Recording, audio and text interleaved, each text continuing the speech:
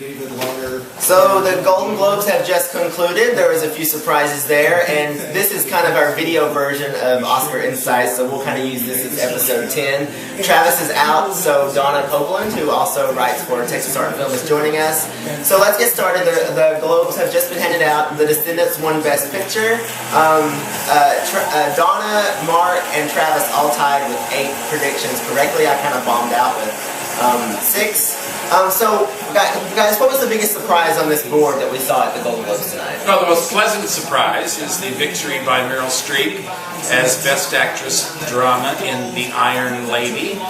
There is a lot of competition in the Best Actress category this year, and it was great to see Meryl once again on the awards podium. I think that's probably my biggest surprise, because after Viola Davis won the Critics Award over the weekend, I think everybody expected her to get the award, and I've already seen on Facebook there's been quite a reaction to Meryl Streep winning, because I don't think anybody really expects her to go on and win the Oscar. We never know. We never know, but I think Viola does have that, and of course, with the Golden Globes, you get preempted into something, and I think then, once the SAGs happens, not next Sunday, but the Sunday after that, I think we'll even get a clearer view. But looking at this board, I mean, at this point, we pretty much expect Christopher Plummer from Beginners to get it. I mean, is there a chance that Albert Brooks is going to go in there? No, I don't think so either. So, I mean, it looks like with Christopher Plummer winning for Beginners, you've got it there for supporting actor. I think Octavia Spencer, who won for The Help for Best Supporting Actress, likely will win that, but I think there's still some shaky ground there. Do you see anything happening? Either of you see anything happening? Anybody stealing it away from Octavia? Probably not. She'll probably get it. But the surprise to me tonight was George Clooney winning actor, because he had so much competition. Any one of them could have done it, and so I don't know what that means for the Oscars. Well, I mean, I don't expect George Clooney to win a second Oscar for The Descendants. I don't think we know yet. You know, we have to take this kind of one step at a time. And the next step will be the announcement of the Oscar nominations on the 26th. And I would think that certainly George Clooney is going to be one of the top contenders this year, but I think we have to kind of see how the buzz keeps building over the next several weeks. And also you have to keep in mind that when the Golden Globe voters voted, that was in the era of The Descendants. And you also have to keep in mind just what the Foreign Press Association is, and it's a collection of journalists who may at times even write about movies, and so I think that that is a different voting base than people who work in the industry.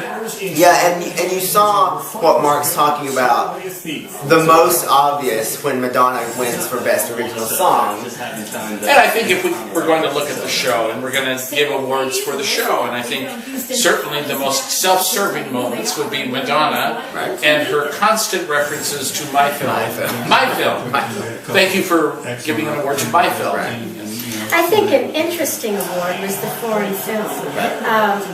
Not too surprising necessarily, but we were all curious about how Angelina Jolie's film would do in The Land of Blood and Honey. Which won't be represented at the Oscars. Like this was as far as she was going to go with that film. Right. Whereas The Separation, I've even heard talk that could even make it into the Best Picture race. That might even get a screenplay nomination. So that movie was and that's something to talk about. Who benefited here tonight? And I don't think George Clooney's really going to benefit from this. He doesn't need to. Right, that's just a stage presence. You know, I'm thinking he might like to get a director award. Yeah, but I don't think that's going to happen here with Ides of March, even though the Golden Globes love that, and it got nothing. You know, how does Michelle Williams' perfect speech, her win for My Week with Marilyn, how does that put her in competition? So, I mean, does that put the race back between Viola, Meryl, and Michelle? Does it help Michelle at all? Getting closer to the Oscars? I think we know. I think that once again, the whole category, there's such a good group of women. It's very hard to Street touched on here. So we ended up with the artist had 2. It won Best Original Score and Best Picture Comedy, and then at the very end, The Descendants came in and won Best Actor and Best Picture, tying with 2. And other than that, everything's spread out. And I think this is one of those rare years where you see that. Normally, especially with the Golden Globes, you see them favoring someone. Well, and I think it's very illustrative of this year. This is a year where there isn't a clear front runner, or doesn't seem to be. But certainly after tonight, it is safe to say that the race could be said to be between the artist and the descendants, but that could be the product of the fact that the Hollywood Foreign Press chooses to award separate awards for drama and musical or comedy. And then you could argue if the artist is a musical or a comedy, since it's very dramatic. So it's tough. I think that we have to wait and ponder for 4 or 5 more weeks where this thing's going to end up. Well, do you think the artist will be as prominent in the Oscars as it is I think it will be in the the Hollywood nomination. Foreign? Well, I think the Oscars has the benefit as it's a very technical film, and it's going to show up in all those technical categories. You're going to see artists in sound. You're going to see, they're splitting up the screenplays, so you're going to have a chance for more screenplay nominations. So I think the artist and Hugo are going to receive tons of nominations, in my opinion, because they're such technical movies, and they can get in those categories. The question I still think is where, Moneyball got nothing, but yet Moneyball seems to be still a very powerful presence film, and are we going to see people embrace Moneyball? Now it's on DVD coming, now more people can see it, and it's still one of the highest money. And that's more of an American film. Right. Well, I think we have to look at the fact that last year True Grit didn't get any attention from the foreign press. Perhaps they thought that the John Wayne version had been re-released, and so and then it ended up getting 10 nominations. So I think that there will be room in the Oscar voting for some surprises that we haven't perhaps thought of. And we haven't mentioned Midnight in Paris, which won Best Screenplay for Woody Allen.